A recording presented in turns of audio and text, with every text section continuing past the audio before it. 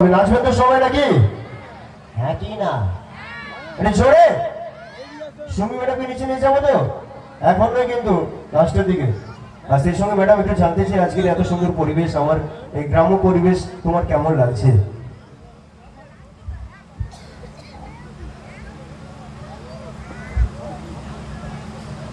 কেমন আছো সবাই?